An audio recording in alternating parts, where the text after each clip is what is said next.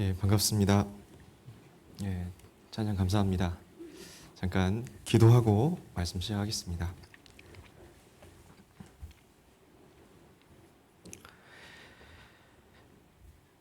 살아계시는 자비로우신 주님, 오늘도 저희들 말씀 앞으로 불러주셔서 감사합니다.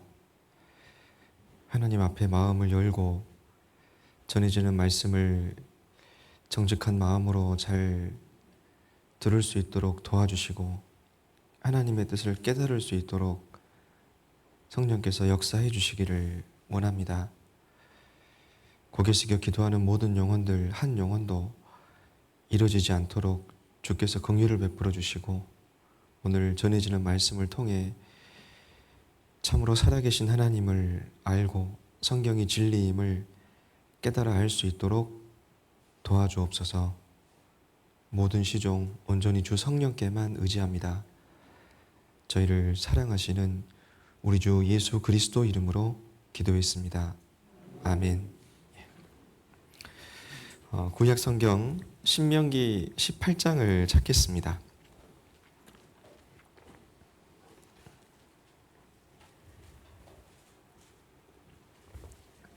21절, 22절입니다. 신명기 18장 21절, 22절 두 구절을 같이 읽겠습니다. 내가 혹시 심중에 이르기를 그 말이 여호와의 이르신 말씀인지 우리가 어떻게 알리요 하리라. 만일 선지자가 있어서 여호와의 이름으로 말한 일에 증언도 없고 성취함도 없으면 이는 여호와의 말씀하신 것이 아니요 그 선지자가 방자히 한 말이니 너는 그를 두려워 말지니라. 벌써 3일차 말씀을 드리고 있는데 첫날 이튿날 배웠던 말씀을 한 문장으로 요약한다면 이렇게 요약할 수 있을 겁니다. 성경은 사실이다는 겁니다. 바꿔 말하면 하나님은 살아 계신다는 겁니다. 우리가 영원한 문제를 해결하기 위해서 이 성경이 사실이고 하나님의 살아계심을 확실히 알고 믿는 것은 너무 중요합니다. 그래서 오늘도 같은 주제로 말씀을 드릴 텐데 잠깐 이 문제를 생각해 보려고 하는데요. 여러분 혹시 이 사람 아세요? 프랑스의 유명한 수학자이자 철학가이기도 했습니다. 이분이 파스칼이라는 분인데 이분이 그리스도인입니다. 이분이 팡세라는 책을 썼는데 팡세, 읽어보진 않았어도 한번 좀 들어는 보셨죠? 무슨 뜻인지 아세요? 팡세? 생각이란 뜻이랍니다. 생각. 그러니까 생각을 좀 해봐야 되는데 이 책 안에 이분이 재미있는 이야기를 한 가지 합니다. 하나님의 존재에 관한 문제를 하나님이 과연 계실까? 이 문제는 그렇게 단순한 문제가 아니기 때문에 일반인이 쉽게 이해하기 위해서 도박에 비유해서 이 종교 문제를 설명을 합니다. 이를테면 하나님이 정말 계실까 하는 이 문제를 가지고 여러분 내기를 한다면, 도박을 한다면 어디다가 거는 것이 여러분 이익일까요? 이분은 수학자답게 각각의 결과를 따져서 내게 도움이 되는 쪽에다가 내기를 거는 것이 이익이라고 하면서 이런 설명을 했어요. 좀 간단하게 설명을 해보면, 자, 과연 하나님이 계실까? 이 문제를 가지고 내기를 한다면 두 가지 경우가 있습니다. 신을 믿었을 경우, 하나님을 믿었을 경우 결과는 두 가지예요. 나는 믿었는데 죽고 보니까 신이 있는 겁니다. 하나님이 정말 계신 겁니다. 그 사람은 천국에 갈 겁니다. 근데 신이 없다면 어떻게 됩니까? 그냥 그걸로 끝입니다. 무로 돌아가는 겁니다. 반대의 경우, 내가 신을 믿지 않았습니다. 평생 안 믿고 살았는데 죽음 건너갔더니 하나님이 계세요. 그 사람 어떻게 돼요? 그 사람은 지옥에 가게 됩니다. 안 믿고 살았는데 하나님이 안 계시네요. 그럼 어떻게 돼요? 그걸로 끝입니다. 그러니까 결과는 두 가지예요. 천국 가거나 아니면 무로 돌아가거나, 지옥에 가거나 아니면 무로 돌아가거나. 여러분, 그러면 어디다가 내 인생을 거는 것이 이득이에요? 예. 그래서 파스칼은 수학가였기 때문에 이렇게 결론을 내리죠. 신이 존재할 가능성이 아무리 낮아도 신을 믿는 것이 믿지 않는 것보다 이득이다. 당연하죠. 무조건 믿고 봐야 됩니다. 믿었을 때 손해볼 게 없잖아요. 그러니까 믿으면요, 천국 아니면 본전인데 안 믿으면요, 잘해야 본전입니다. 잘못하면 지옥 가요. 그러니까 우리가 믿음을 갖고 하나님을 믿고 사는 것이 여러분 어리석은 게 아닙니다. 결과를 따져봐야죠. 그래서 오늘도 이 문제를 같이 좀 생각해 보려고 합니다. 이 성경을 배우다가 마음에 이런 의문이 들 수 있어요.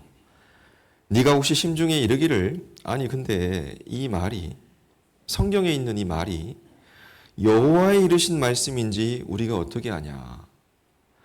하나님께서 가라사대 여호와께서 말씀하시기를, 이런 표현이 있지만 그게 진짜 하나님이 말씀하신 것을 듣고 적었는지, 아니면 선지자가 하나님이 말씀하셨다고 해놓고 자기 마음대로 짓거린 건지, 그거 어떻게 합니까?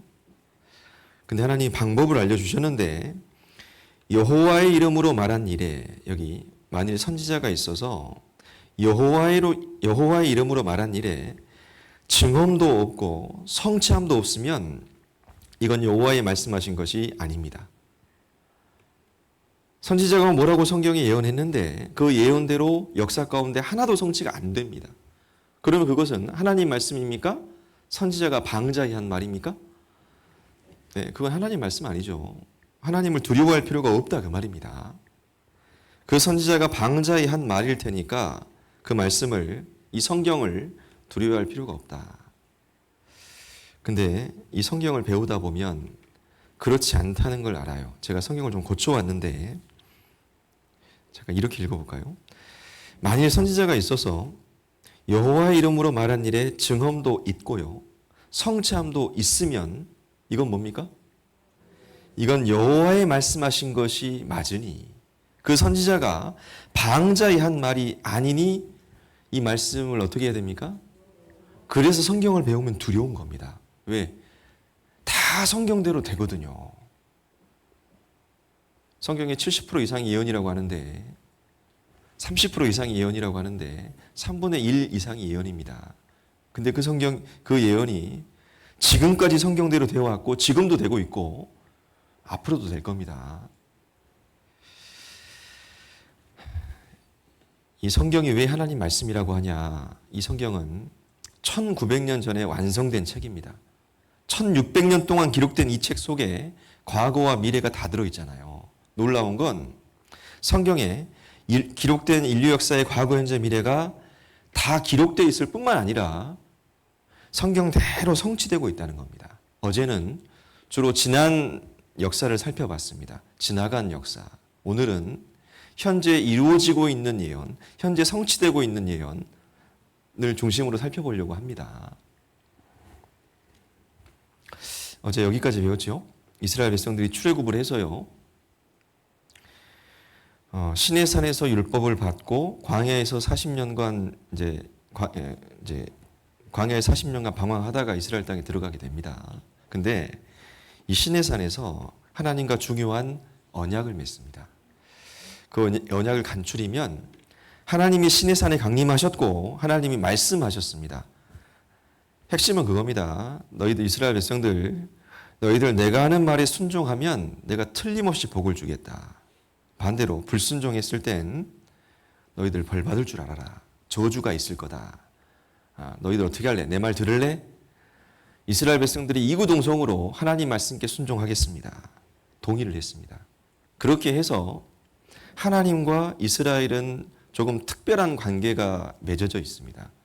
다른 우리나라하고는 이런 계약을 안 맺었는데 이스라엘과는 하나님 말씀에 이스라엘이 순종하면 복을 받고 불순종하면 반드시 저주받는 민족이 이스라엘입니다.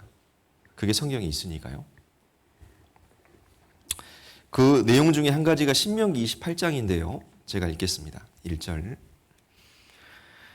네가 네 하나님 여호와의 말씀을 삼가 듣고 내가 오늘날 내게 명하는 그 모든 명령을 지켜 행하면 네 하나님 여호와께서 너를 세계 모든 민족 위에 뛰어나게 하실 것이라. 그러니까 너를 세계 모든 민족 위에 뛰어나게 할 거다. 하나님 말씀만 잘 들으면 전 세계 1등 국가가 될 것이 성경에 약속되어 있습니다.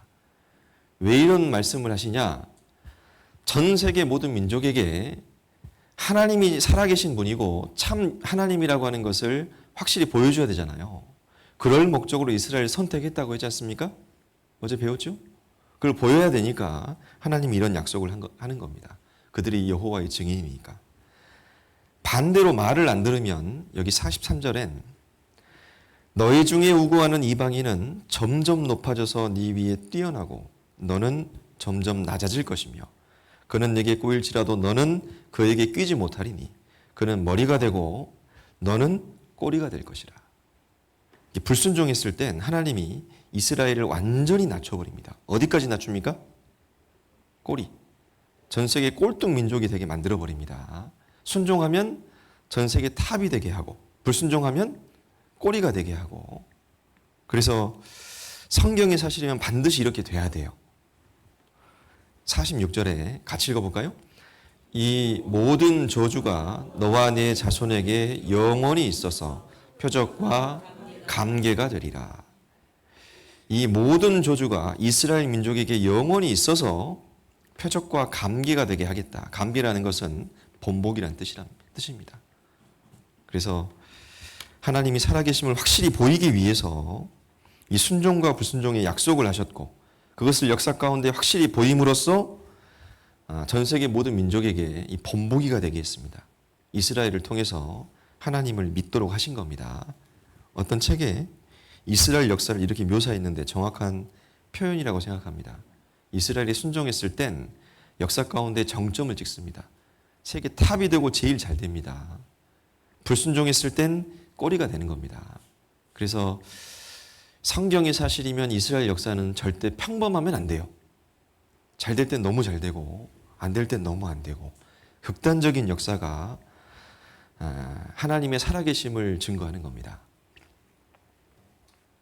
그래서 이 계약을 맺고 40년간 광야에서 훈련 받다가 이제 요단강을 건너서 가나안 땅에 하나님이 약속하신 이 가나안 땅, 이 팔레스타인 땅에 들어가게 됩니다. 들어가 보니까요, 이 430년간 땅을 비워놓으니까 이제 다른 민족이 살고 있었습니다.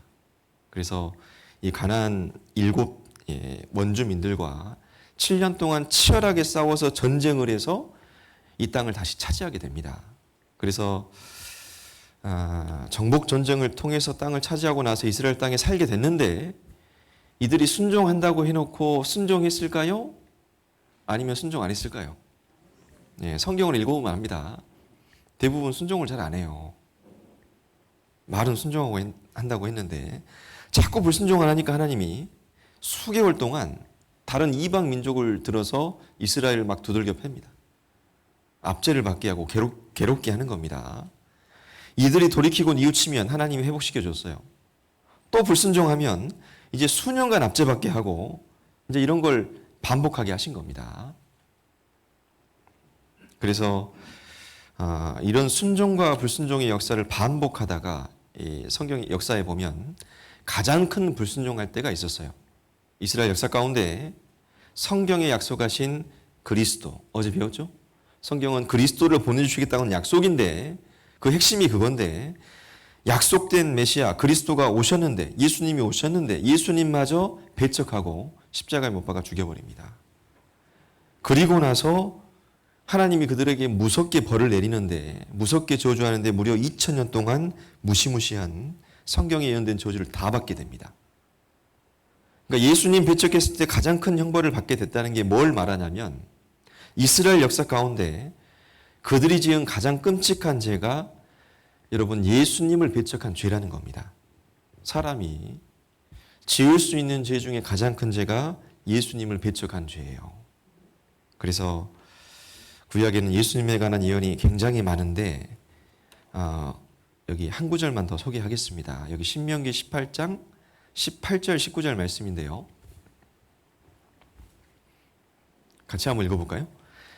내가 그들의 형제 중에 너와 같은 선지자 하나를 그들을 위하여 일으키고 내 말을 그 입에 두리니 내가 그에게 명하는 것을 그가 무리에게 다 고하리라.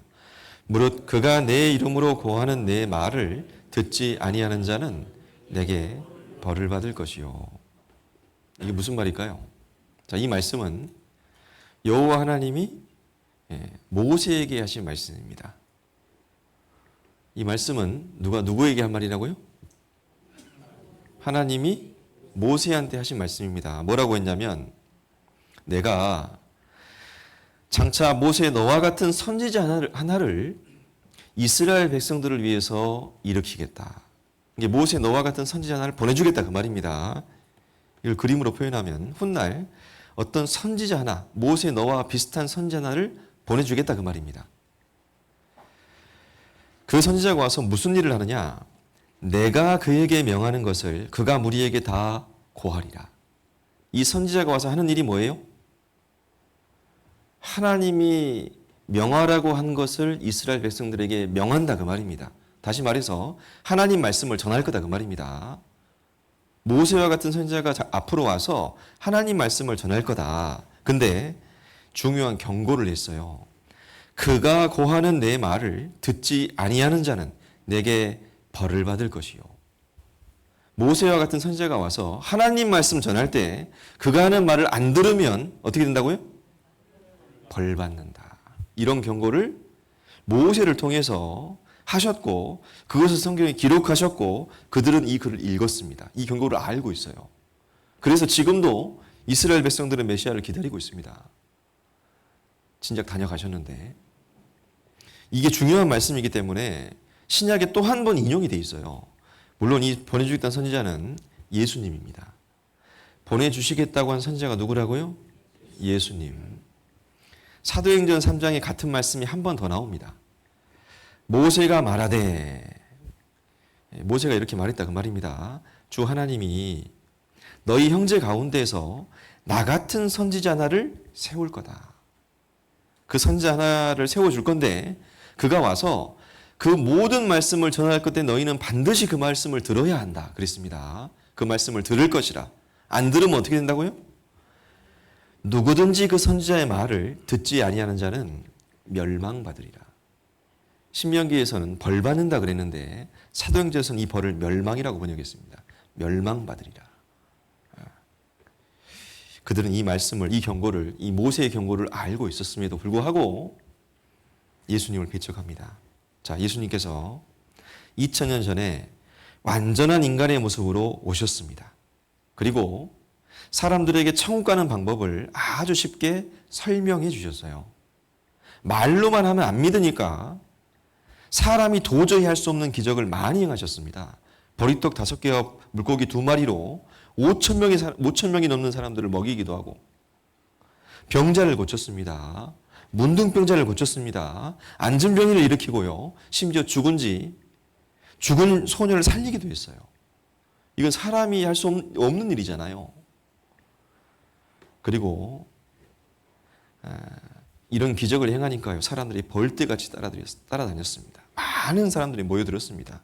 그리고 예수님이 천국 복음에 대해서 쭉 설명해 주셨어요.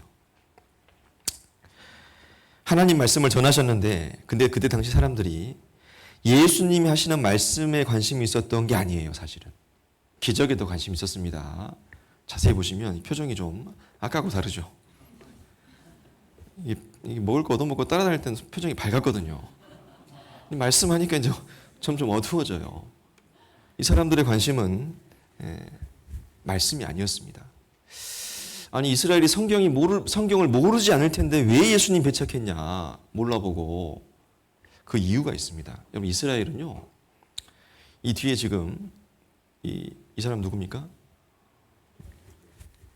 예, 로마군입니다. 로마군. 지금 이스라엘은 700년 동안 로마라고 하는 강대국에 식민지 생활을 하고 있었던 겁니다. 당시 상황이. 그러니까 왜 그리스도를 몰라봤을까? 이들은 바벨론의 BC 500, 예수님 오시기 600년 전에 바벨론의 나라가 망했습니다. 그리고 바벨론의 지배를 받았습니다. 바벨론이 망하니까 페르시아의 지배를 받고, 페르시아가 망하니까 헬라, 그리스의 지배를 받고, 그리스가 망하니까 또 로마의 지배를 받고 있었는데, 로마의 지배를 받고 있을 때 예수님이 오신 거예요. 이런 세월이 600년입니다. 600년. 여러분, 600년 동안 강대국의 지배를 받으면 기분이 어떨까요? 우리가 일제치하에 36년간 정도 있었는데 그때 얼마나 힘들었습니까? 우리 민족적인 열망이 뭐였습니까? 첫 번째도 독립, 두 번째도 독립. 그러니까 이들도 600년 이렇게 짓밟히다 보니까 다른 거 다 필요 없고 계속 수탈당하고 약탈당하고 빼앗기니까요. 사람답게 살고 싶었습니다. 우리도 좀 나라를 되찾고 사람답게 살고 싶은 열망이, 그런 육신적인 열망이 너무 커버렸어요. 그래서 예수님이 기적 행하고 죽은 사람 살리니까요. 로마를 정복하고 나라를 독립시키고 해방시켜줄 줄 알았습니다. 그런데 예수님 하신 말씀을 자꾸 들어보니 어떤 정치적인 말씀을 단 한 말씀도 안 하고 자꾸 뭐 지옥이 어떻고 천국이 어떻고 영혼이 어떻고 구원받으러 가니까 이게 이제 흥미가 떨어지는 거예요.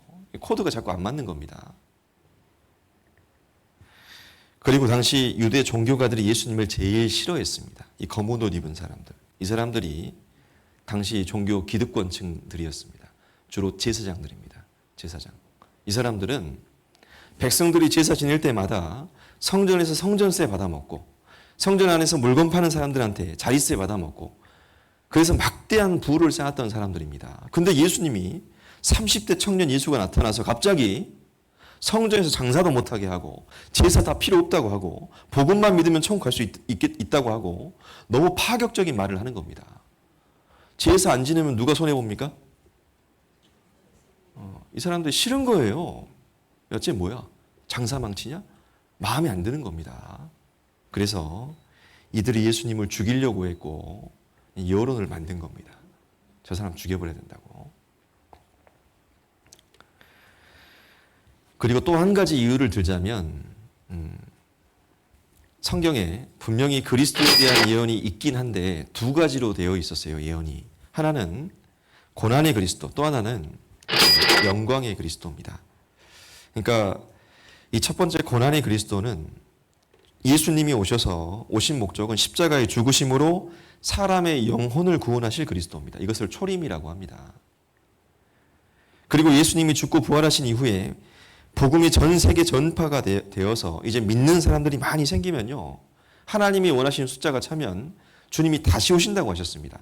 주님이 다시 오실 때에는 이제 왕으로 오시는 겁니다. 영광스러운 모습으로. 그래서 영광의 그리스도, 두 가지 모습으로 예언이 되어 있었는데 이들은 영광의 메시아는 잊어버리고,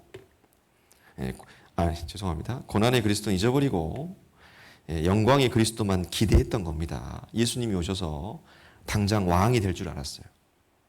로마에서 독립시켜줄 줄 알았습니다.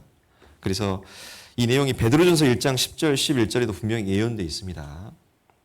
이 구원에 대하여는 너희에게 임할 은혜를 예언하던 선지자들이 부지런히 살펴서 자기 속에 계신 그리스도의 영이 그 받으실 고난과 후에 얻으실 영광을 미리 증거하여 어느시 어떠한 때를 지시하시는지 상고하니라.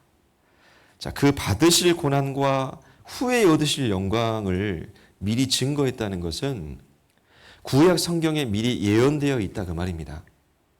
그 받으실 고난이 뭐겠습니까? 그 받으실 고난과 고난의 메시아입니다. 예수님이 오셔서 십자가에 죽고 부활하심으로 복음을 완성하실 그 고난의 그리스도. 후에 얻으실 영광은 이제 역사 끝에 주님이 재림하실 때 믿는 사람들을 왕국으로 하고 믿는 사람들을 백성으로 하는 이제 그리스도의 왕국을 이루실 왕으로 오실 영광의 그리스도. 이 두 가지가 분명히 구약 성경에 예언되어 있었다 그 말입니다. 그런데 이스라엘은 자기들의 영혼을 구원해 줄 그리스도를 기다린 것보다 당장 로마의 속국에서 해방시켜줄 왕으로 오실 그리스도만 기대한 겁니다. 예수님은 약속대로 오셔서 자신이 그리스도라는 증거를 많이 보이셨지만 이 로마에서 당장 해방시켜주지 않으니까요. 백성들은 가짜라고 생각했고 결국 예수님을 죽이기로 한 겁니다. 근데 직접 죽일 수는 없었어요. 당시 로마의 지배를 받고 있었기 때문에 사람을 죽일 권한은 로마 총독에게 있었습니다. 재판은 하는데 사형권은 없었습니다. 그래서 사형권을 가지고 있는 총독에게 예수님을 넘깁니다. 죽여달라고. 이 사람이 총독인데 예수님을 조사했습니다. 신문해 보니까 근데 죽일 죄가 없는 거예요. 아무리 로마에서 파견된 총독이라고 해도 죄 없는 사람을 죽이기는 좀 그렇잖아요. 그래서 이 사람이 꾀를 냈습니다. 6월절이 되면 죄수 하나를 풀어준 전례가 있었는데 당시에 가장 악질 죄수 바라바하고 예수님하고 세워놓고 백성들에게 물었습니다. 빌라도가 물어 가로되 내가 누구를 너희에게 놓아주기를 원하느냐? 바라바냐? 아니면 그리스도라는 예수냐? 누구를 풀어주랴? 라고 했더니 백성들이 이구동성으로 외칩니다. 가로되 바라바로소이다. 바라바 풀어주래요. 그러면 그리스도라는 예수를 내가 어떻게 하랴? 저희가 다 가로되 십자가에 못 박혀야 하겠나이다. 그러니까 예수는 무조건 죽이라는 겁니다. 십자가에 못 박아서. 빌라도가 밀란이 나려는 것을 보고 이제 어쩔 수 없이 자기 양심을 굽힙니다. 그리고 이 불법 재판을 그냥 집행하죠. 물을 가져다가요. 무리가 보는 앞에서 손을 씻으면서 이렇게 말합니다. 이 사람의 피에 대하여 나는 무죄하니 너희가 당하라. 그리고 예수님을 십자가에 죽게 넘겨줍니다. 그때 백성들이 한 말이 이 말인데 같이 한번 읽어볼까요? 백성이 다 대답하여 가로되 그 피를 우리와 우리 자손에게 돌릴지어다. 예. 그들은 이 말이 얼마나 무서운 말인지 몰랐습니다. 그 피를 우리와 우리 자손에게 돌릴지어다. 여러분 잘 생각해 보세요. 조금 전에 보여드렸던 신명기 18장 18절 19절 말씀에 하나님이 모세에게 분명히 하신 경고가 있죠. 나중에 모세와 같은 선지자나 보내줄 건데 그가 와서 하나님 말씀을 전할 거다. 근데 너희들 그가 하는 말을 안 들으면 어떻게 된다고요? 벌을 받으리라. 그랬죠? 사도행전에는 멸망받으리라 그랬죠? 그런 경고가 있었잖아요. 그럼에도 불구하고 이들은 예수님 완전히 죽여버리고 담대하게 말했습니다. 그 벌 우리만 아니라 우리 자손까지 다 받을 테니까 죽이라고. 그래서 이들이 2000년 동안 무서운 저주를 받은 겁니다. 그 예수적인 핏값을 그들이 자자손손 다 받은 겁니다.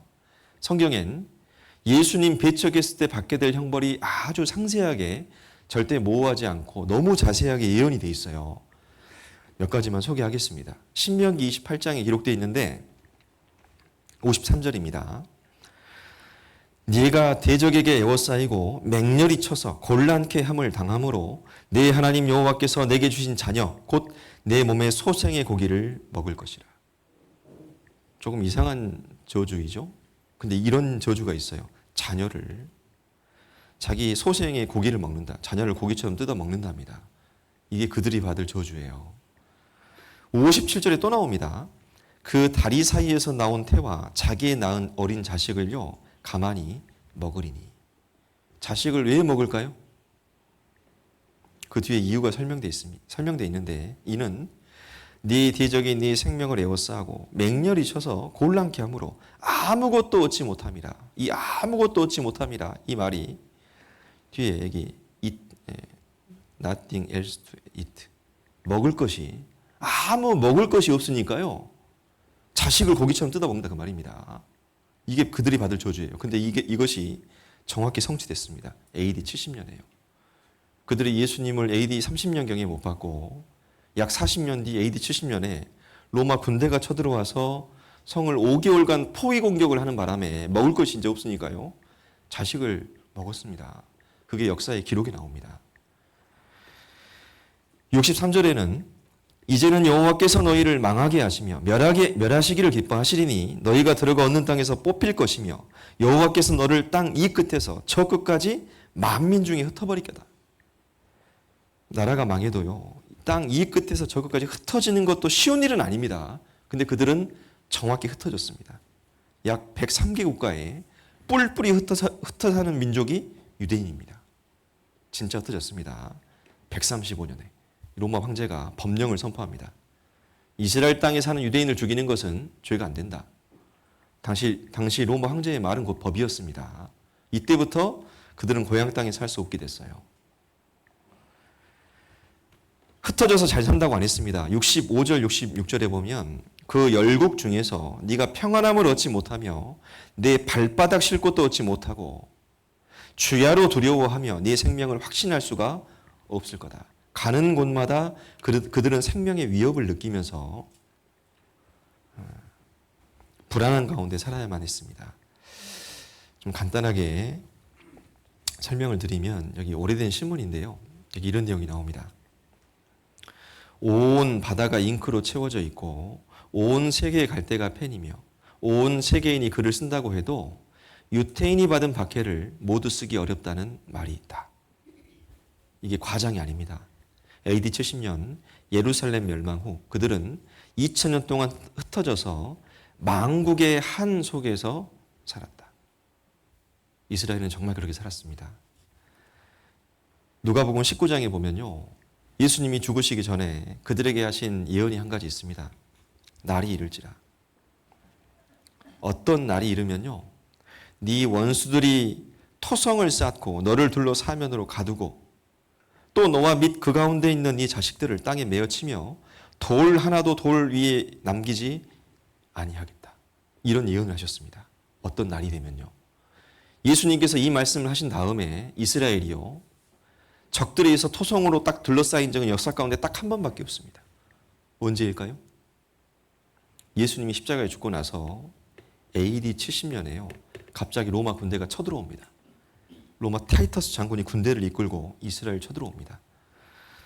쳐들어와서 예루살렘 성전이 굉장히 두꺼운 성벽으로 되어 있습니다. 3중 성벽으로 되어 있습니다. 이 성벽이 하나, 둘, 셋. 이 만만한 성이 아닙니다. 근데 로마 군대가 이 첫 번째 성벽을 부수고 들어옵니다. 두 번째 성벽을 부수고 진입을 했습니다. 이 세 번째 성벽을 부수려고 하는데 이스라엘 사람들이 결사항정을 하니까 이 로마군의 피해도 상당히 컸습니다. 이 타이터스 장군이 작전을 바꿉니다. 일단 후퇴하자. 그래서 후퇴하고 어떻게 하냐면 토성을 쌓습니다. 이 8km에 달하는 긴 토성을 쌓아가지고요. 5개월 동안 꼼짝 못하게 가둬버립니다. 이스라엘 민족을. 이렇게 공격을 한 거예요. 이렇게 하니까요. 이 성 안에 어떻게 될까요? 먹을 게 없잖아요. 이때 당시 요세푸스라는 사람이 로마군 신분으로 이 전쟁에 참여했습니다.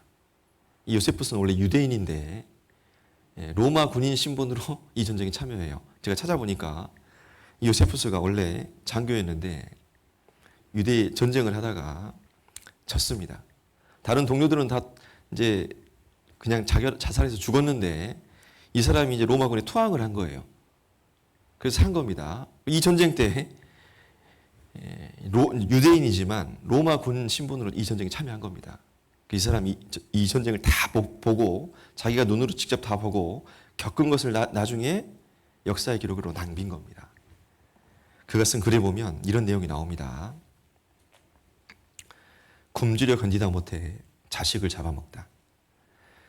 예루살렘 성 안에는 요단강 건너에 거주하던 마리아라는 여인이 살고 있었다. 이 여인은 부유했으며 명문 출신의 유력 인사로서 다른 백성들과 함께 예루살렘으로 피신해 왔다가 당시 예루살렘에 포위되어 있었다. 마리아가 베레아에서 가져온 모든 재산은 이미 모두 빼앗기고 남은 것이 없었다. 식량은 약탈자들에 의해 모두 강탈당한 지 오래였다. 그녀는 너무나 허기진 나머지 배를 채우고 싶은 욕망으로만 가득 차게 되었다. 그리하여 그녀는 본능의 욕구만을 채우려는 생각 외에는 아무런 생각도 나지 않았다. 그녀는 자신의 품에서 젖을 빨고 있는 아들을 번쩍 치켜들고는 이같이 외쳤다. 오 가련한 아가야, 내가 이 전쟁과 기근과 내란 속에서 누구를 위하여 너를 보호할까? 로마군이 우리의 목숨을 살려준다 하더라도 우리는 노예 신세가 되고 말 것이란다. 아니, 그보다는 노예가 되기도 전에 기근으로 죽을지도 모른단다. 이리 와라. 네가 오늘 나의 음식이 되려무나. 마리아는 이 말을 마치고 즉시 아들을 죽였다. 그녀는 죽은 아들을 구운 후에 반은 먹고 나머지 반은 몰래 감춰두었다. 고기 냄새가 나잖아요. 강도들이 들이닥쳤습니다. 먹을 거 내놓으라고. 먹다 남은 절반의 아이를 내어주니까 강도가 기겁을 하고 도망쳤다는 겁니다. 그런 일들이 막 성 안에서 벌어진 거예요. 성경대로 됐습니다. 너희가 아들의 고기를 먹을 것이요 딸의 고기를 먹을 것이며, 3500년 전에 이 예언이 AD 70년에 정확히 성취가 됐습니다. 내가 너희를 열방 중에 흩을 거다 그랬는데 실제로 그들은 AD 135년에 전 세계 뿔뿔이 약 103개국가에 흩어져서 유랑민족이 된 겁니다. 디아스포라. 고향 땅에 돌아가지 못하는 것을 디아스포라라고 하는데, 디아스포라 유대인이라고 하지 않습니까? 너희의 땅이 황무하며 너희의 성읍이 황폐하리라 그랬는데, 이들의 땅이요 약 1900년 동안 2000년 가까이 그들이 유랑 생활을 하는 동안 땅은 황무지가 돼버렸어요. 그들이 가는 곳마다 죽임을 당했습니다. AD 70년에 110만 명이 죽었고, 그 위에 58만 학살, 100만 학살, 100만 학살, 40만 학살, 600만 학살. 계속 학살을 당해요. 칼이 따라다닙니다. 내가 칼을 빼어 너희를 따르게 하리니. 말씀대로 됐어요. 그러다가요, 가장 많이 죽임을 당한 때가 2차 세계대전입니다. 1939년 독일의 폴란드 침공으로 2차 세계대전이 발발합니다. 그때 독일군이요 가장 먼저 한 일이 뭐냐면 점령지마다 수용소를 만듭니다. 수용소 만들어서 뭐 했냐? 유대인들을 다 끌어모아요. 유대인들을 끌어모아서 조직적으로 유대인들을 죽입니다. 이유가 없어요. 그냥 죽였습니다. 이 수용소에서 이런 데서, 닭장 같은 데서요 남자 3명씩 재우고 강제 노동을 시킵니다. 보통 한 달 반이면 죽어갔습니다. 평균 한 달 반. 일 시키다가 죽으면 그냥 태워버립니다. 가장 많이 사람이 죽은 데가 폴란드에 있는 아우슈비츠 수용소라고 합니다. 약 300만 명이 죽었습니다. 여기서 아우슈비츠. 헝가리 유대인들을 싣고 아우슈비츠에 도착하는 열차, 그랬습니다. 실제 사진입니다. 유대인들, 여자들, 남자들, 어린 아이들 다 싣고 왔어요. 도망가지 못하게 이중 철조망을 쳐놓고요.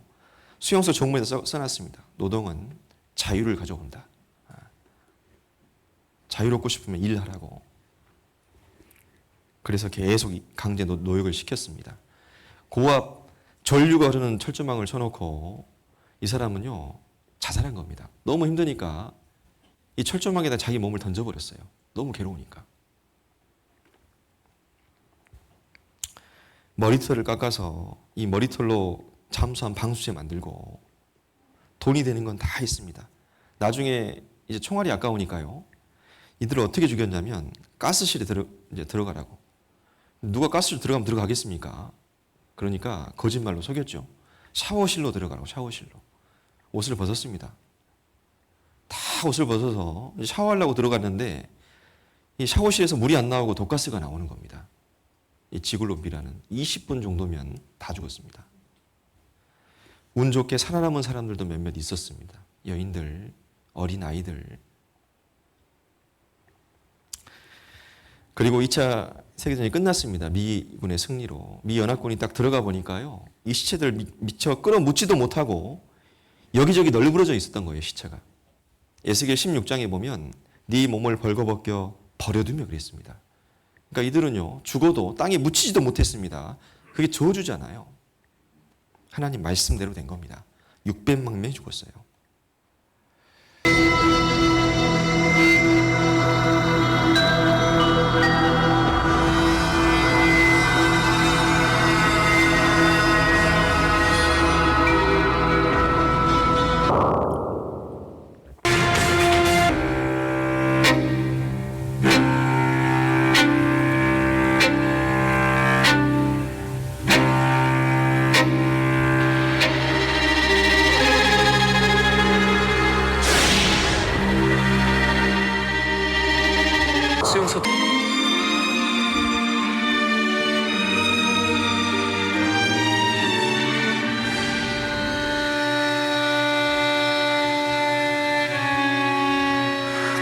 아우슈비츠 가면은 머리가 굉장히 많거든요. 이렇게 긴 머리는 잘라서 양탄자 가발.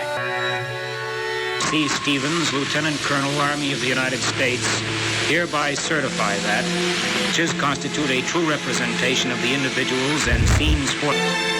레위기 26장을 한번 찾아보겠습니다. 이 말씀을 직접 찾겠습니다. 레위기 26장 29절입니다.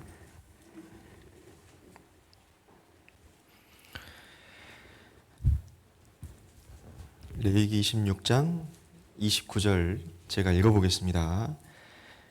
너희가 아들의 고기를 먹을 것이요 딸의 고기를 먹을 것이며.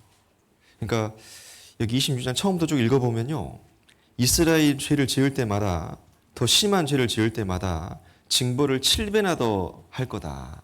7배나 더 할 거다. 그러면서 가장 큰 저주가, 이제 마지막 저주가 이겁니다. 29절에 첫 번째, 자녀의 고기를 먹는다 그랬어요. 이게 지금 3,500년 전 예언이죠. 31절입니다. 내가 너희 성읍으로 황폐케 하고 너희 성소들로 황폐하게 할 것이요 너희의 향기로운 향을 흠향치 아니하고. 그러니까 이스라엘의 성읍과, 성읍은 마을이잖아요. 성읍뿐만 아니라 성소는 여러분 성전 있는 곳을 말합니다. 제사들 있는 곳. 이 성소까지 완전히 박살 내버리겠다 그 말입니다. 그리고 세 번째 32절, 그 땅을 황무케 하리니. 이스라엘 땅을 완전히 황무지로 만들어버린다. 이게 예언이죠. 그리고 네 번째 또 뭐가 있습니까? 33절에 내가 너희를 열방 중에 흩을 것이요. 열방 전 세계입니다. 열방 전 세계에다가 완전히 이스라엘을 흩어버리겠다. 분산시켜버리겠다. 그 말입니다. 그리고 또 다섯 번째, 내가 칼을 빼어 너희를 따르게 하리니 너희의 땅이 황무하며 너희의 성읍이 황폐하리라. 그러니까 흩어져 가지고 계속해서 칼이 따라다니는데 이들이 완전히 살육을 당하게 될 거다. 이게 예언인데요. 이게 저주인데요. 이들이 예수님을 십자가에 못 박고 나서 갑자기 이 모든 예언이 다 성취가 된 겁니다. 예수님을 십자가에 달고 나서 40년 뒤에 AD 70년에 정말 타이터스 장군이 포위 공격을 하니까 그때 자녀의 고기를 먹었고요. 그때 로마 군대가 성읍뿐만 아니라 솔로몬 성전까지 완전히 박살을 내버렸습니다. 그리고 그 땅은 황무지가 돼버렸고 그들은 전 세계 103개국가 넘는 나라에 흩어져 가지고 뿔뿔이 흩어져 살았는데 가는 곳마다 58만 학살, 100만 학살, 100만 학살, 제일 마지막에 600만 학살. 말씀대로 됐습니까? 안 됐습니까? 그러니까 예수님은 이걸 다 알고 계셨어요. 하나님이 보내주신 선자가 하는 말을 들으라고 했잖아요. 안 들으면 멸망받는다고 했지 않습니까? 예수님이 십자가를 짊어지고 골고다 언덕에 올라가실 때에요, 소수이긴 하지만 몇몇의 여인들이 울며 따라왔습니다. 예수님 불쌍하다고. 예수님 믿었던 여인들이. 그들이 울면서 따라오니까 예수님이 하신 말씀이 있어요. 돌아보면서. 예루살렘의 딸들아, 나를 위하여 울지 말고 너희와 너희 자녀를 위하여 울라. 그랬어요. 그건 유대인들에게 하신 말씀입니다. 여기 누가복음 23장에 그 내용이 있죠. 예수께서 돌이켜 그들을 향하여 가라사대 예루살렘의 딸들아, 나를 위하여 울지 말고 너희와 너희 자녀를 위하여 울라. 이게 무슨 말인지 이해가 되죠, 여러분? 이게 무슨 말입니까? 예루살렘의 딸들아, 나를 위하여 울지 말고 너희와 너희 자녀를 위해서 울어라. 왜? 너는 나를 죽이지만 나를 죽은 핏값은 너희와 너희 자손이 대대손손 받을 거 아니에요. 2000년 동안 무시무시한 벌을. 그리고 여기 33절은요, 31절은요, 같이 읽어볼까요? 푸른 나무에도 이같이 하거든 마른 나무에는 어떻게 되리요? 이건 우리 이방인들에게 하신 말씀입니다. 이건 우리에게 해당되는 말입니다. 푸른 나무에도 이같이 하거든 마른 나무에는 어떻게 되리요? 이게 무슨 말일까요? 자, 푸른 나무에도 이같이 하거든 마른 나무에는 어떻게 되리요? 이건 푸른 나무가 잘 탑니까? 마른 나무가 잘 탑니까? 이 푸른 나무는 이스라엘입니다. 이스라엘이 푸른 나무인데 예수님 배척했다고 이들이 무려 2000년 동안 아주 무시무시한 벌을 받았지요. 그럼 마른 나무 같은 우리 이방인이 예수님 말씀을 무시하고 이 말씀을 안 받아들이면 어떻게 될까요? 이 지옥 형벌을 피할 수 없을 거다. 유대인들에게 말씀하셨죠. 너희와 너희 자녀를 위하여 울라. 근데 우리 이방인들에게는 그렇게 말 안 해요. 예수님이. 이런 말씀하셨습니다. 같이 읽겠습니다.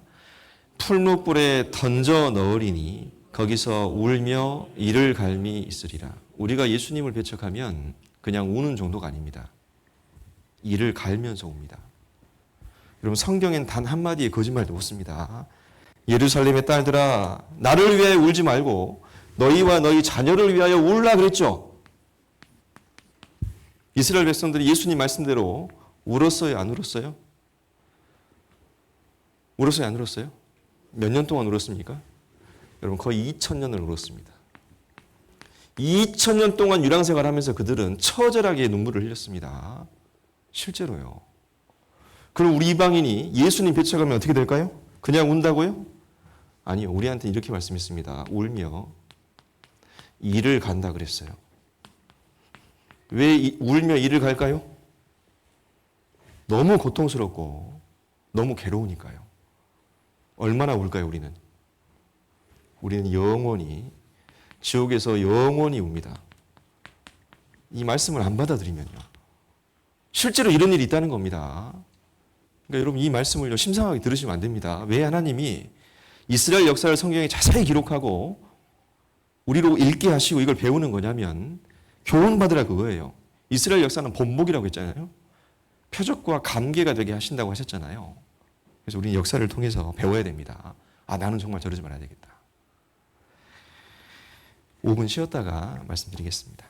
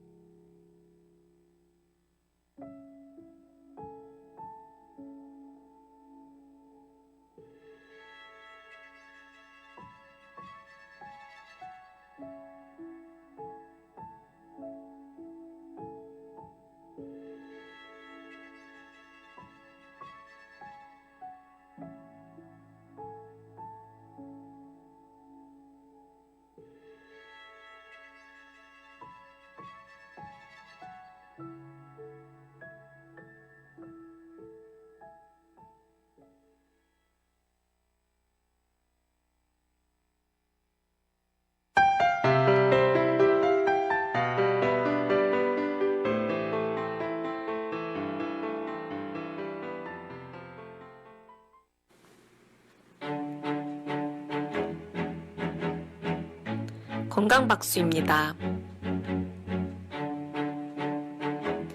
주먹박수입니다. 주먹끼리 박수 쳐주세요. 만성 두통이나 어깨 부위 통증을 예방하는 박수입니다.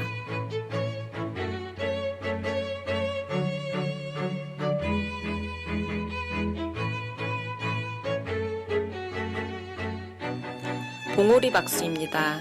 손 뒤꿈치끼리 박수 쳐주세요. 방광을 자극하는 효과가 있어 생식 기능을 좋게 하는 박수입니다.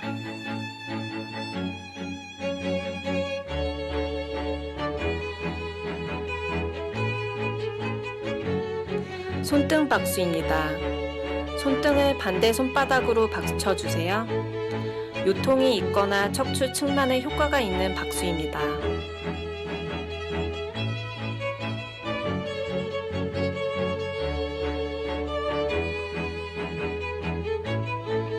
손가락 박수입니다. 손가락 끝으로 박수 쳐주세요. 손가락 끝에 얼굴 혈이 모여 있어 만성 비염이나 눈이 자주 피로해지는 사람에게 효과 있는 박수입니다.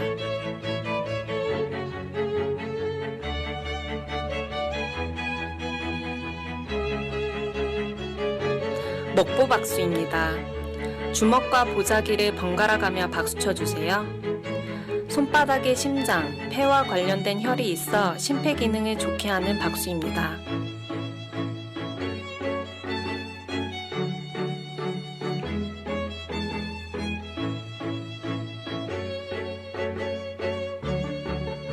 손바닥 박수입니다. 손바닥끼리 박수 쳐주세요. 손바닥의 마찰, 진동을 통해 모든 경혈이 자극을 받고 혈액순환을 도우며 장 기능을 좋게 하고 갑상선, 당뇨, 합병증에 효과가 있는 박수입니다.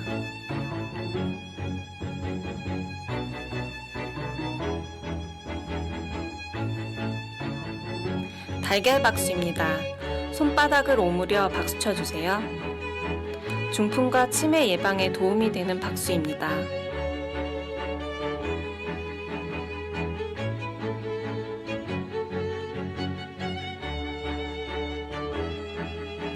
목 뒤 박수입니다. 목 뒤에서 손 예. 정신 좀 드세요. 누가복음 21장 여기 24절 말씀을 제가 찾아왔는데요. 같이 한번 읽겠습니다. 저희가 칼날에 죽임을 당하며 모든 이방에 사로잡혀 가겠고 예루살렘은 이방인의 때가 차기까지 이방인들에게 밟히리라. 예. 이 말씀은 예수님께서 직접 하신 말씀인데 여기서 저희는 이스라엘 사람을 가리킵니다. 유대인입니다. 그러니까 저희가 칼날에 죽임을 당하며 모든 이방에 사로잡혀 가겠고, 이들이 2000년간 사로잡혔었잖아요. 그리고 1948년 독립해서 지금은 많이 회복이 됐습니다. 근데 여기 보니까 예루살렘은 이스라엘 수도지 않습니까? 이 예루살렘은 이방인의 때가 차기까지 이방인들에게 밟힌다 그랬습니다. 예수님 말씀하시기를. 예루살렘이 언제까지 밟힌답니까? 예, 이방인의 때가 차기까지. 예, 이방인의 때가 차기까지 예루살렘이 이방인들에게 짓밟힌다. 근데 바꿔 말하면 이방인의 때가 다 차면요, 예루살렘이 안 밟힌다는 얘기입니다. 그 말이죠. 그러니까 이방인의 때가 다 차버리면 이제 더 이상 예루살렘은 이방인들한테 안 밟힌대요. 근데 보십시오. 지난 역사를 정리해 보면 AD 70년 예루살렘이 멸망했습니다. 로마군에 의해서. 그리고 나서 계속 강대국의 지배를 받았어요. 로마, 동로마, 아랍, 터키, 십자군, 이집트, 터키, 영국 계속 지배를 받다가 1948년 5월 14일 이스라엘이 독립 선언을 합니다. 근데 그때 예루살렘을 되찾지 못했습니다. 1차 중동전쟁, 2차, 3차 중동전쟁이 제일 유명한데 6.1 전쟁이죠. 3차 중동전쟁. 1967년 그때 예루살렘을 탈환했습니다. 그때 예루살렘을 이스라엘이 되찾은 겁니다. 1967년이에요. 그러니까 보십시오. 물론 이제 여기만 빼놓고요. 여기만.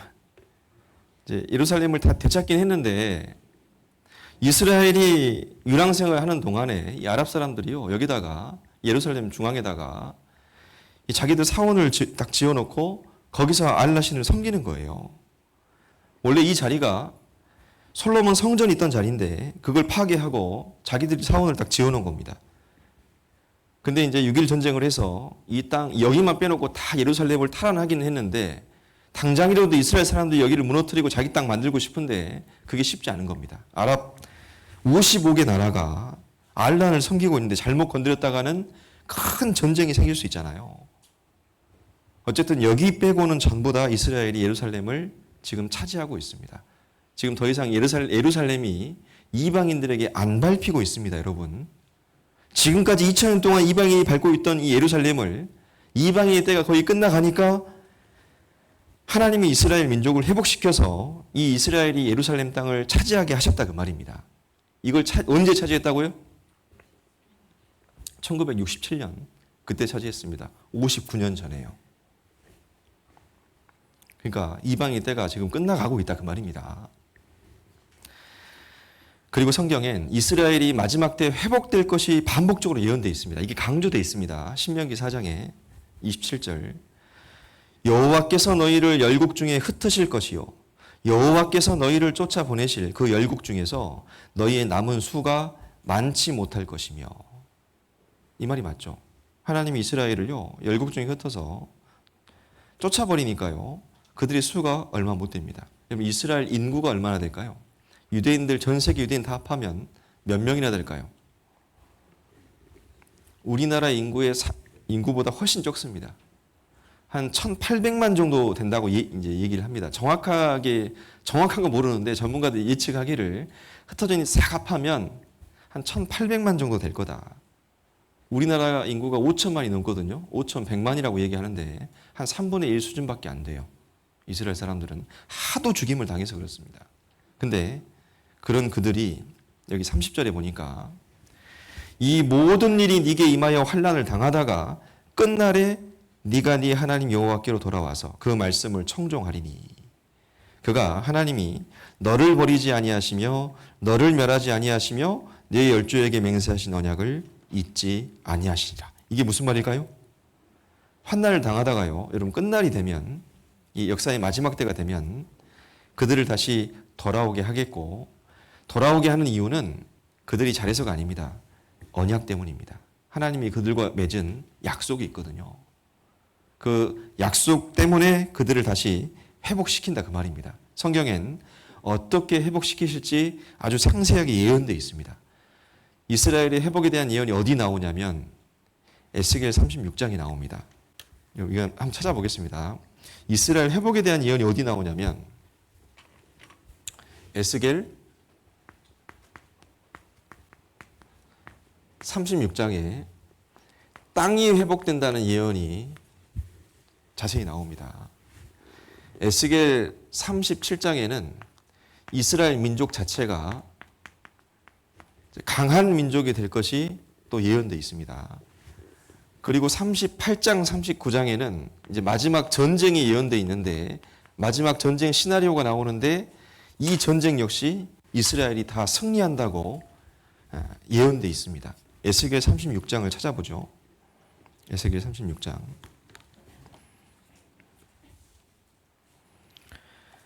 19절입니다.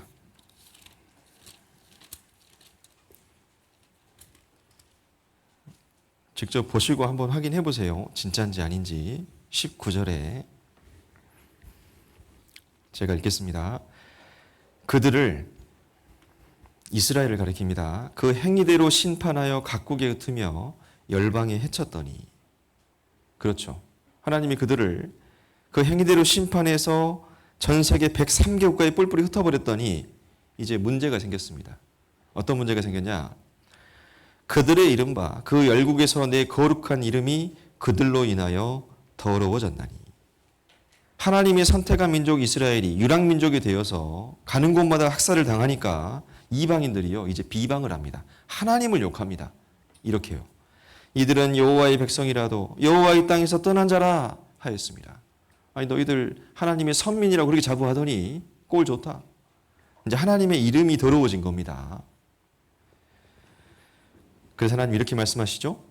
그러나 이스라엘 족속이 들어간 그 열국에서 더럽힌 내 거룩한 이름을 내가 아꼈노라. 이제 하나님께서 자신이 더러워진 그 이름을 하나님이 아끼시겠답니다. 23절에 열국 가운데에서 더럽힘을 받은 이름 곧 너희가 그들 중에서 더럽힌 나의 큰 이름을 내가 거룩하게 할지라. 하나님이 자신의 이름을 어떻게 하신대요? 거룩하게. 왜 하나님의 이름을 다시 거룩하게 회복시킵니까? 뭐 때문에? 그 뒤에 이유가 설명되어 있죠. 열국 사람이 나를 여호와인 줄 알리라. 전 세계 모든 사람들에게 여호와가 참신이고 살아있는 하나님이라고 하는 것을 확실하게 보이려고요. 하나님이 안 죽었다는 것을, 살아 계신다는 것을 확실하게 보이려고 하나님의 이름을 다시 거룩하게 회복시키겠답니다. 그러면 하나님이 어떤 방법으로 하나님의 이름을 거룩하게 할까요? 어떻게 하면 하나님의 이름이 다시 거룩해집니까? 이스라엘을요 다시 돌아오게 해야 돼요. 103개국가에 흩어져 있는 그 이스라엘 사람들을, 지지도 못 사는 그들을 다시 고토로 돌아오게 해서 회복시키는 겁니다. 여기 24절 같이 읽겠습니다. 내가 너희를 열국 중에서 취하여 내고 열국 중에서 모아 데리고 고토에 들어가게 하겠다. 여기 2700년 전 예언입니다. 2600년 전 예언입니다. 이 고토, 이 고자는 많이 보셨죠? 고향만두 할 때 그 고자입니다. 고향. 그들이 처음 살았던 그 고향 땅, 그 땅으로 하나님이 기어이 모아서 다 모아가지고 들어가게 하겠다 그 말입니다. 이 예언이요 역사 가운데 계속 성취가 안 되고 있다가 여러분 이 예언은 20세기 들어서 성취된 거 아세요? 이건 근래에 성취된 예언입니다. 확인해보죠. 이 테오도르 헤르츠 이분이 유명한 분입니다. 우리나라로 치면 김구 선생님 같은 분이에요. 이스라엘의 국부라고 불리우는 분인데 이분이 헝가리계 유태인입니다. 이분이 책도 많이 쓰고 이제 시오니즘 운동을 처음 이제 시작하신 분인데 스위스 바젤에서 유대인들이 모인 이 회의에서 이분이 의장으로 선출이 됩니다. 1897년에.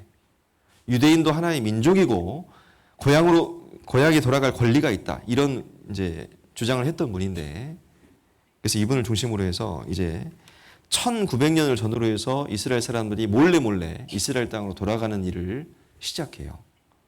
물론 이때까지는 주권이 없었습니다. 그래서 당당하게 돌아갈 수는 없고 몰래 돌아가기 시작한다고요. 1900년을 전후로 해서. 그러다가 갑자기 1948년 5월 14일 이들이 독립선언을 하고 유엔이 바로 승인을 해줍니다. 갑자기 나라가 생겼어요. 1948년. 그래서 그때부터 본격적으로 돌아갑니다. 이게 돌아가고 있는 현황을 정리하는데 1948년 독립한 이후에 전 세계에 흩어진 유대인들 돌아가죠. 폴란드에서 제일 많이 돌아가다가 루마니아, 이라크, 모로코 세계 각국에서 계속 돌아갑니다. 지금은 많이 돌아갔습니다. 찾아보니까요. 이스라엘 인구 통계 48년 이전까지는 자료가 없습니다. 독립하기 전이니까. 지금 계속 돌아가서 가장 최근에 900만이 넘었습니다.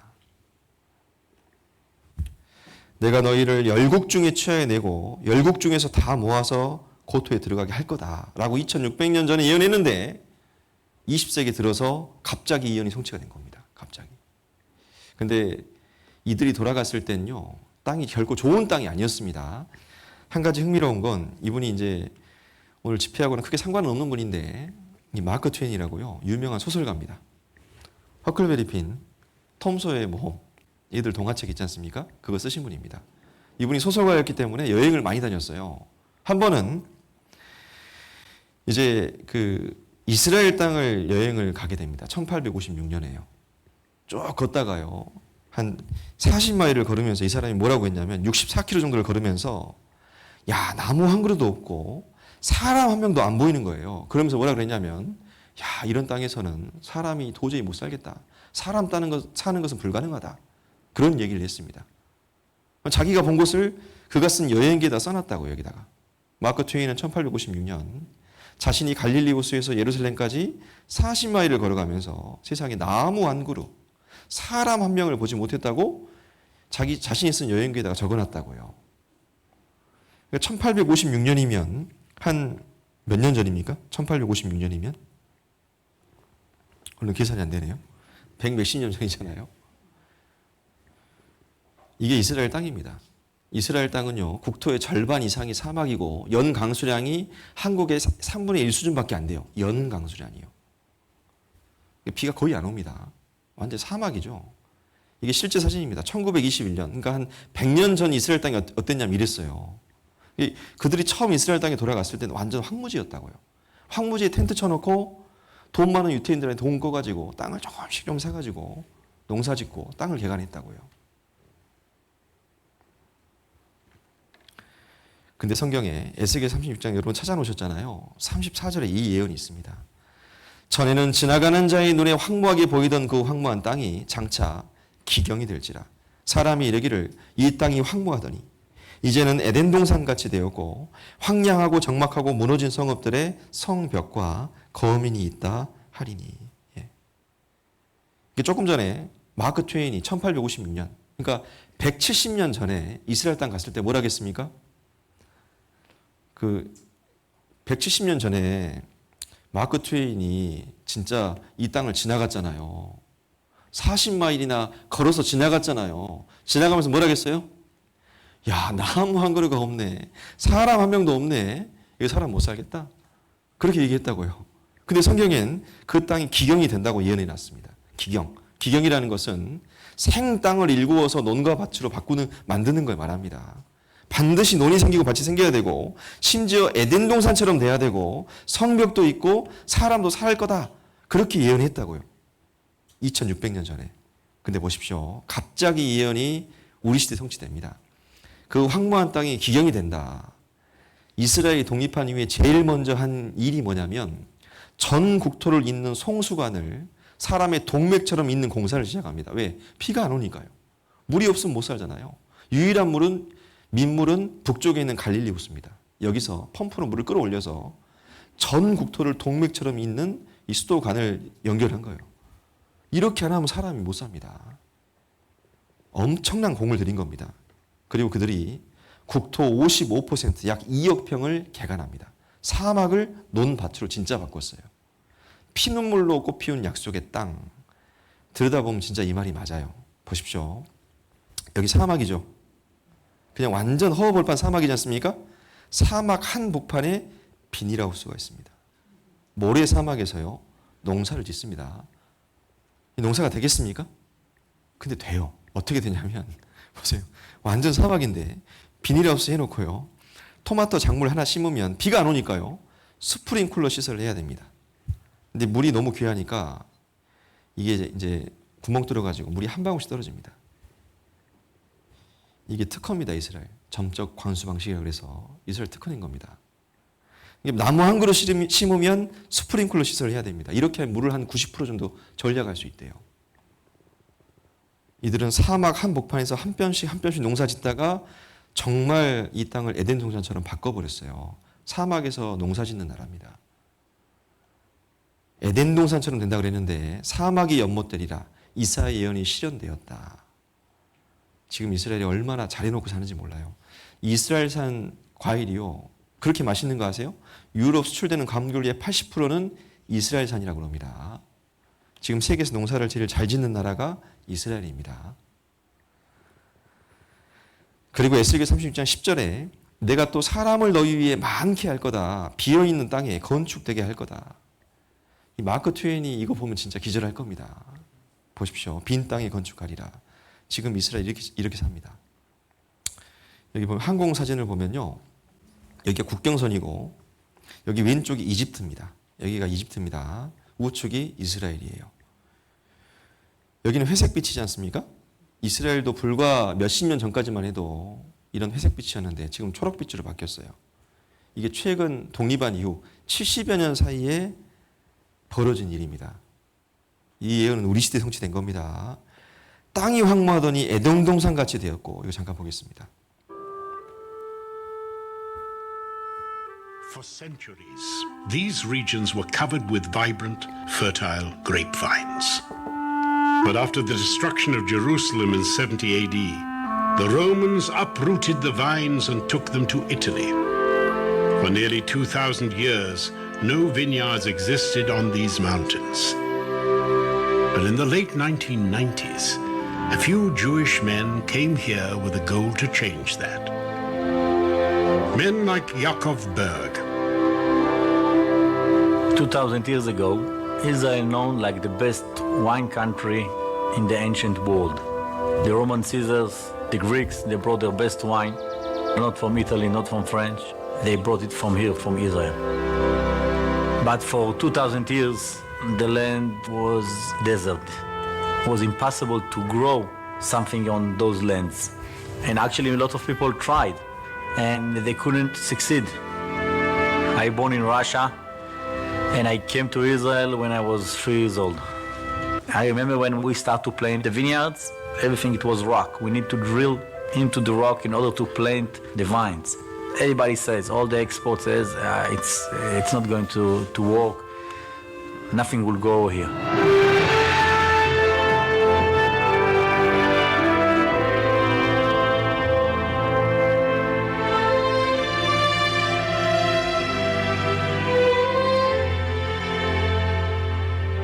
I don't think it's something that we can really understand. It's not that we changed the land, it's not that we brought a new soil or something like that. The land really came back to herself. It's like a dead man that came back to life. To me, Israel, it's the best proof God exists and still acting in our world. I don't think you can find a better proof. I'm Yaakov Berg, and I am Israel. 땅이 회복됐죠? 자, 그리고 나라가 독립한다는 예언도 성경에 있습니다. 에스겔 37장이에요. 에스겔 37장 여기 1절 몇 구절을 제가 여기다 좀 요약을 해왔는데 제가 시간을 아끼기 위해서 화면 보시고 제가 읽겠습니다. 여기 1절에 보니까 여호와께서 그 신으로 나를 데리고 가서 그랬는데 이 나가 누구냐면 이 글을 적은 에스겔 선지자입니다. 하나님이 에스겔 선지자를 골짜기로 데리고 가셨습니다. 골짜기 가운데 두셨는데 거기 뼈가 가득하더라. 거기 가니까 뼈가 가득했습니다. 나를 그 뼈 사방으로 지나게 하시기로 본즉 그 골짜기 사면에 뼈가 심이 많고 아주 말랐더라. 그 골짜기에 뭐가 있었어요? 완전히 마른 뼈가 가득했습니다. 마른 뼈가. 그리고 하나님이 말씀하십니다. 그가 내게 이르시되 인자야 이 뼈들이 능히 살겠느냐 하시기로 내가 대답하되 주 여호와여 주께서 하시나이다. 그리고 하나님이 내가 명한 대로 한번 명해보라고 했습니다. 에스겔이 시키는 대로 합니다. 7절에 이에 내가 명을 조차 대언하니 대언할 때 소리가 나고 움직이더니 이 뼈 저 뼈가 들어맞아서 뼈들이 서로 연락하더라. 내가 또 보니 그 뼈에 힘줄이 생기고 살이 오르며 그 위에 가죽이 덮이나 그 속에 생기는 없더라. 그러니까 하나님이 명하라는 대로 명하니까요. 갑자기 뼈가 움직입니다. 이 뼈 저 뼈가 들어맞아서 10절 그 명대로 대언하였더니 생기가 그들에게 들어가매 그들이 곧 살아 일어나서 서는데 극히 큰 군대더라. 뼈에 살이 오르고 가죽이 덮이고 힘줄이 딱 생기면서 큰 군대가 되는 환상을 보여주셨다고요. 이게 뭘 뜻할까요? 그 뒤에 해석까지 다 해주셨습니다. 친절하게 11절, 12절 같이 한번 읽어볼까요? 또 내게 이르시되 인자야 이 뼈들은 이스라엘 온 족속이라. 그들이 이르기를 우리의 뼈들이 말랐고 우리의 소망이 없어졌으니 우리는 다 멸절되었다 하느니라.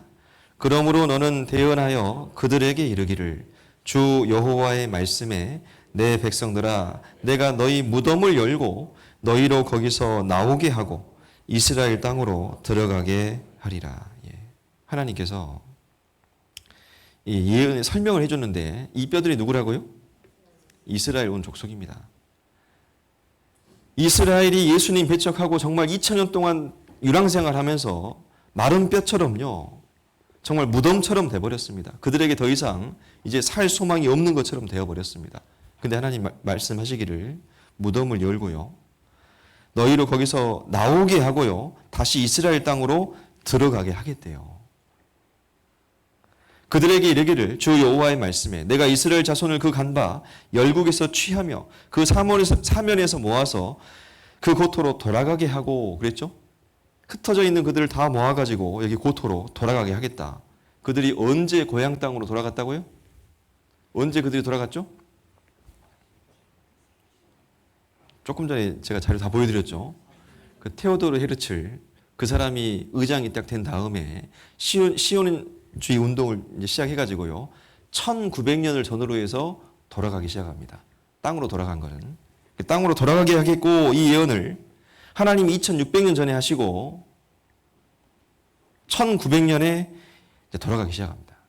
그러다가 그 땅 이스라엘 모든 산에서 그들로 한 나라를 이루어서 한 임금이 모두 다스리게 하리니 그들로 나라를 이루게 하겠다 그랬습니다. 나라를 이루는 게 독립이잖아요. 그들이 언제 독립했습니까? 언제 한 나라가 됐어요? 1948년 5월 14일 그들이 독립 선언을 했습니다. 정말 독립국가가 됐습니다. 나라를 이루었어요. 70여 년 전에 성취된 예언입니다. 1948년 5월 14일 이스라엘 독립선언. 여기다가 정확히 고토, 그들이 처음 살았던 그 고향 땅에다가 나라를 세웠습니다. 주변에 아랍 55개국이 뺑 둘러싸고 있는데 그들은 하나님 믿는 민족이기 때문에 성경에 나온 대로 진짜 고토로 갔어요. 말씀대로 됐습니다. 근데 성경엔 그들이 돌아갈 때에요. 어떤 모습으로 돌아갈지도 자세하게 예언되어 있는데 그게 이사야 60장에 기록되어 있습니다. 이사야 60장 한번 찾아볼까요? 이사야 60장 4절입니다.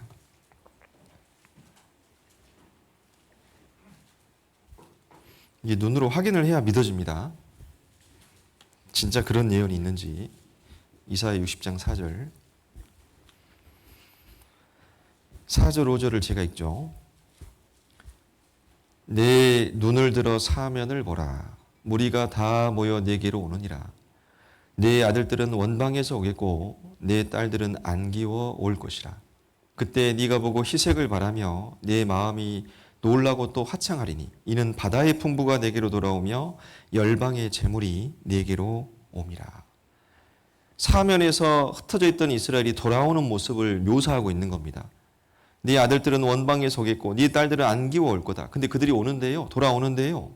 희색을 바라며 마음이 놀라고 화창한다. 너무너무 좋아하는 겁니다. 왜 이렇게 기뻐하고 좋아합니까? 크게 두 가지 이유 때문인데 이는 바다의 풍부가 내게로 돌아오며 열방의 재물이 내게로 옵니다. 바다의 풍부. 정확히 뭔지 모르겠지만 아무튼 바다의 풍부. 또 하나가 열방의 뭐예요? 그렇죠. 통장의 잔고가 계속 늘어요. 기분 좋아요, 안 좋아요? 예. 느는 정도가 아닙니다. 열방의 재물이니까요. 전 세계 돈이 다 이스라엘로 옵니다. 전 세계 돈이 다. 얼마나 좋겠어요. 자, 하나씩 생각을 해보죠. 첫 번째, 이들이 돌아오는데 반드시 빈손으로 돌아오면 안 돼요. 바다의 풍부가 함께 돌아와야 됩니다. 이 바다의 풍부가 뭘 말할까? 최근 이런 일이 있었습니다. 이스라엘 앞바다에서요. 여기가 이스라엘입니다. 여기가. 근데 이스라엘 앞바다에서 뭐가 잔뜩 발견됐는데 이게 천연가스입니다. 천연가스. 천연가스와 함께 석유가 발견이 됩니다. 대박입니다. 대박. 여기 위에가 레바논이거든요. 레바논 앞바다에서는 아무것도 안 나오죠. 이스라엘 앞바다에서만 나옵니다. 이스라엘 앞바다에서만. 여기서 정확히 어마어마한 천연가스와 석유가 발견이 된 겁니다. 그래서 적과 꿀 대신 오일, 가스, 대박이라고 중앙일보에 나온 겁니다. 여기 읽어보니까요. 이 양이 장난이 아닙니다. 이 시펠라 유전이라는 곳에서는 원유가 약 2,500억 배럴 정도 여기 묻혀 있을 거라고 추정을 하는데 이 정도 양이면 어느 정도 양이냐면요. 세계 1위가 사우디아라비아인데 사우디하고 비슷하대요. 이 정도 어마어마한 양의 원유가 이스라엘에 있는 겁니다. 그래서 여기 이스라엘 사상 최대 규모의 유전이 발견됐다. 사상 최대 유전을 발견했다.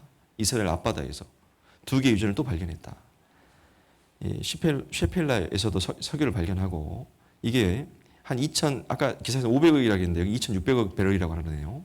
석유 매장량 세계 1위 사우디아라비아인데 사우디아라비아에 이어서 세계 2번째 수준이랍니다.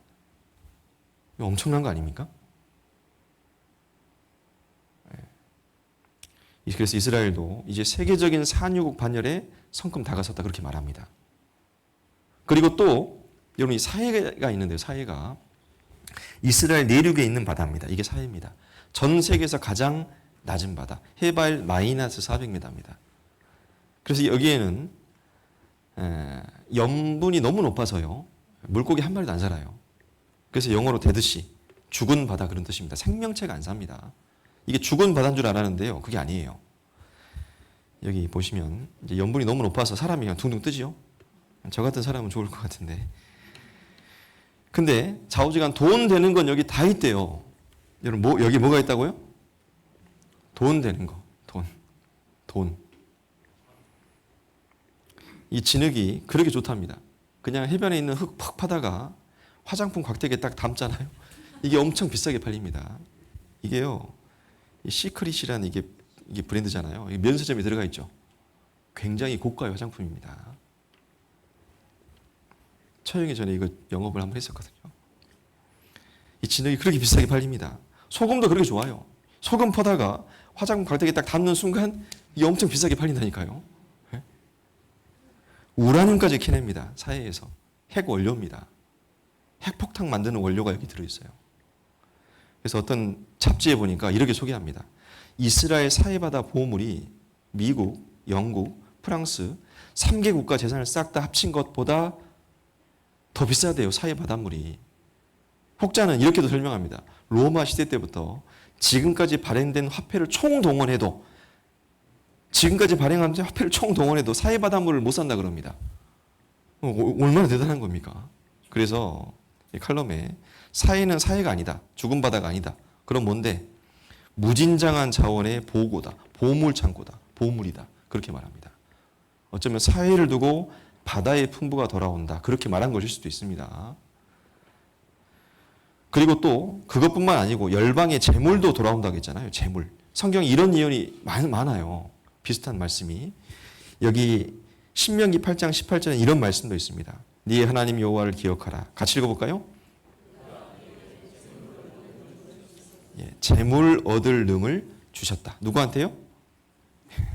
우리에게 주셨으면 좋았을 텐데 이스라엘 민족에게 주셨습니다. 근데 그 능력이 어느 정도냐면 신명기 15장 6절에 이런 표현도 있습니다. 네게 복을 주시니 네가 여러 나라에 꾸어줄지라도 너는 꾸지 아니하겠고. 잘 생각해 보면 이 예언 자체가 너무 놀라운 게요. 여러분 어떻게 나라를 상대로 돈을 꾸어줄 수 있습니까? 지금 국가를 상대로 돈을 꾸어줄 수 있는 나라가 몇이나 될까요? 우리나라가 국가를 상대로 막 돈을 꿔줍니까?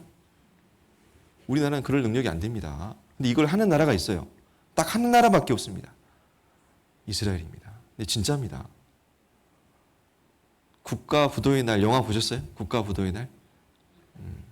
우리나라 IMF 터진 것을 이제 소재로 만든 영화입니다. 그때요, 우리나라 외환 보유고 달러가 없으니까 이제 금융 위기가 온 겁니다. 모라토리움을 선언할 건지 IMF에 구제 금융을 신청할 건지 대통령이 고민하다가 IMF 총재를 만나잖아요. 그때 당시 총재가 캉드시라고 하는 유대인이었습니다. 그래서 우리나라 엄청나게 많이 손해보고 이제 달러를 빌렸잖아요. 그때 우리나라 좋은 기업도 많이 넘어가고 그들이 공짜로 절대 돈을 안 빌려줍니다. 막대한 폭리를 취하는 겁니다. 이익을 취하는 겁니다. 진짜 국가를 상대로 돈 대유법을 한다니까요. 그들은. 이스라엘이 지구촌 돈을 짝쓸이한다. 다윗의 별이 세계를 지배한다. 막강한 자본력으로 돈으로요. 선진국 정치, 경제, 언론을 장악하고 있다. 세계적으로 유명한 다국적 기업 웬만하면 다 유대인 회사입니다.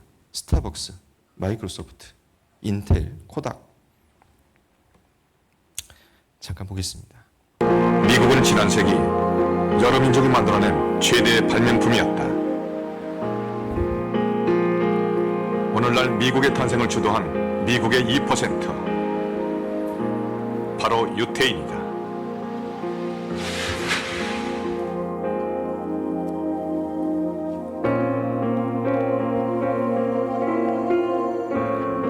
미국을 움직이는 유태인 권력과 영향력, 그 실체는 무엇인가?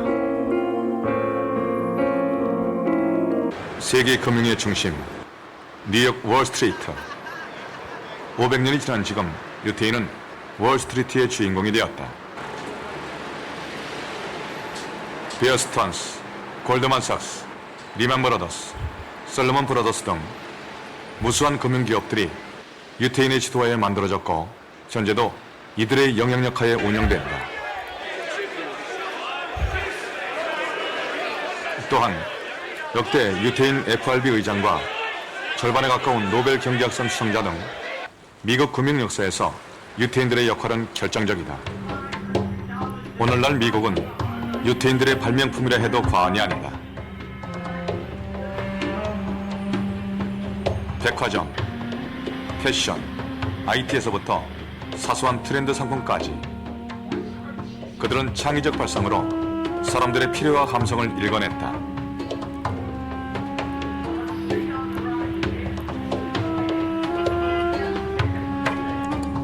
대표적인 미국 브랜드들을 만들어낸 유태인.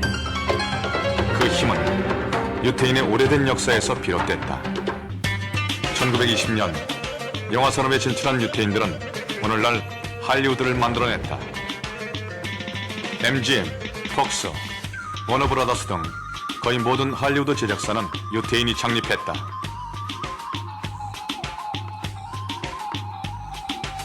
제작사의 창립뿐만 아니라 많은 유태인 감독들이 할리우드에서 활약했다.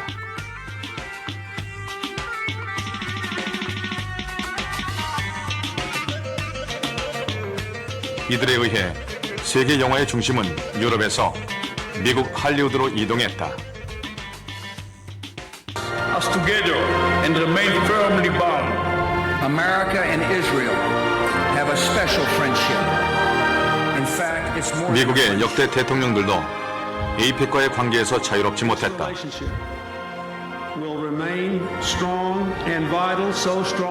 에이펙은 현재 미국 유태인들의 권력과 영향력을 상징하고 있다. You stood by us time and time again. 미국에서 유대 권력이라는 것은 어떻게 보면 굉장히 복합적인 요인이 있어요. 자기네가 스스로 참여해서 권력을 누리고 또 그걸 관리하는 부분도 있고, 그러나 전체적인 많은 부분을 보면 제가 보기에는 미국에서의 유대 권력이라는 것은 미국의 권력 체제를 누구보다도 잘 조합을 해가지고 그거를 어떻게 자기네 공동체에 유리하게 활용하는 그 노하우가 가장 발달합니다. 그렇기 때문에 정권이 공화당이 들어오든 아무 대통령이 들어오든 뭐 민주당의 의회가 다수가 되든 대통령이 바뀌든 유태인의 권력과 영향력,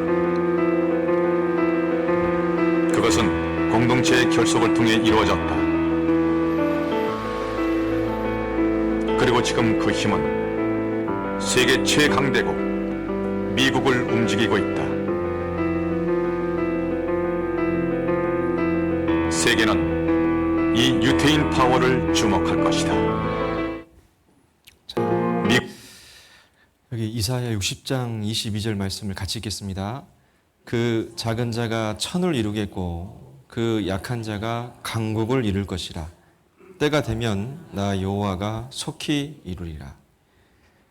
하나님이 강국을 이룰 거다. 또 다른 성경에는 네 하나님 여호와께서 너를 세계 모든 민족 위에 뛰어나게 하실 것이다. 이게 무슨 말입니까? 세계 모든 민족 위에 뛰어나게 하실 것이다. 전 세계 1등 국가 만든다 그 말이죠. 솔직히 전교 1등 해본 적 있어요? 예? 가끔 물어보고 한 명씩은 계시더라고요. 난 전교 1등 해봤다. 솔직히. 못 해보셨어요? 예, 쉽지 않죠. 근데 어쩌다 하는 분도 있습니다. 전국 1등 해보셨어요? 전국? 엄청 어렵겠죠. 전 세계 1등은요. 그건 엄청 어려운 거 아니에요? 근데 개인이 아니라 국가가 전 세계 1등 나라가 된다는 건 여러분 어마어마하게 어려운 거 아닙니까? 그리고 잘 생각해 보면요. 이 말을 지금 언제 하고 계신 거냐면 지금 이 말씀을 모세가 들은 거 아닙니까? 지금 모세가 상황이 어때요? 상당히 안 좋습니다. 400년 동안 노예 생활 하다가 이제 막 출애굽해가지고 가나안 땅 들어가 보지도 못했어요. 아직 들어가기도 전입니다. 그죠? 광야에 있는데 지금 하나님이 말씀하는 거예요. 전 세계 1등 나라의 노예 생활하는 사람들한테 지금 하는 말씀입니다. 전 세계 꼴등 민족한테 하는 말이에요. 지금 전 세계 1등 만들겠다고. 이게 얼마나 어려운 일이냐고요. 근데 이것이 우리 시대 최근 70여 년 사이에 성취가 됐습니다. 2% 유태인이 미국을 쥐락펴락한다. 돈줄을 쥔 유태인이 미국 정치도 움직인다. 1,800만 유태인이 세계를 어떻게 합니까? 쥐락펴락한다. 이게 같은 말 아닙니까? 신명기 28장 1절. 세계 모든 민족 위에 뛰어나게 하실 거다. 그 3,500년 전에 말씀하시고 1998년 중앙일보에요. 1,800만밖에 안 되는 유태인이 세계를 쥐락펴락한대요. 이게 같은 말씀이잖아요. 말씀대로 됐습니까? 안 됐습니까? 됐어요. 말씀대로 됐죠? 자, 그러면 여러분, 이걸 우리가 어떻게 받아들여야 됩니까? 예? 이걸 어떻게 받아들여야 됩니까? 오, 신기하네. 오, 그럴듯하네. 그러고 넘어가야 돼요? 이런 말씀을 드리는 이유가 있잖아요. 생각을 좀 해봐야 됩니다. 어떻게 이렇게 될 수 있어요? 이게 다 우연입니까? 아니면 하나님이 살아계신 거예요? 둘 중에 하나밖에 없어요. 이걸 억지로라도 안 믿으려면 이렇게 생각해야 돼요. 야, 유대인들 머리 좋으니까 예? 성경에다 미리 적어놓고 그들의 역사를 꾸몄네. 그들은 머리가 좋으니까. 그랬을까요? 그럼 잘 생각해봐요.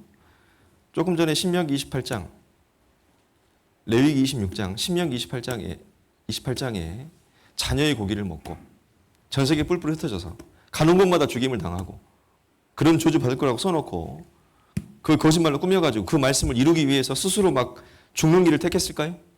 히틀러에게 사정해서 한 600명 죽여달라고 사주한 거예요? 거짓말을 위해서 죽을 수 있습니까?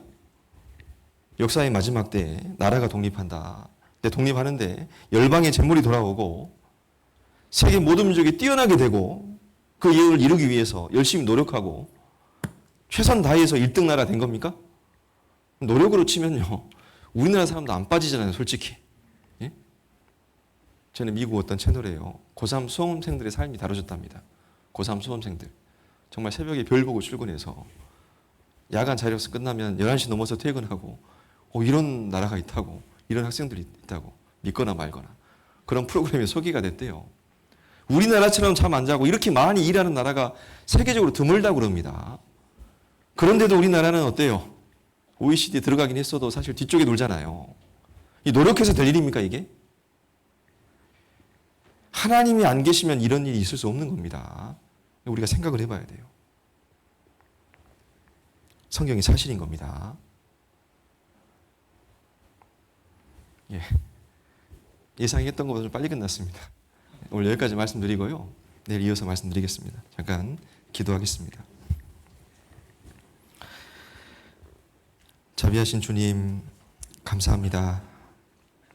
고개 숙여 기도하는 모든 영혼들 주께서 긍휼히 여겨주시고 들은 말씀이 마음 가운데 믿음으로 화합될 수 있도록 성령께서 역사해 주시고 또 남은 3일 동안 계속 말씀을 듣는 중에 마음의 모든 의문이 제해지고 또 하나님을 알고 천국의 소망을 꼭 가질 수 있도록 주님 도와주옵소서. 이후 시간도 주님의 선한 손길에만 의지합니다. 저희를 사랑하시는 주 예수 그리스도 이름으로 기도했습니다. 아멘.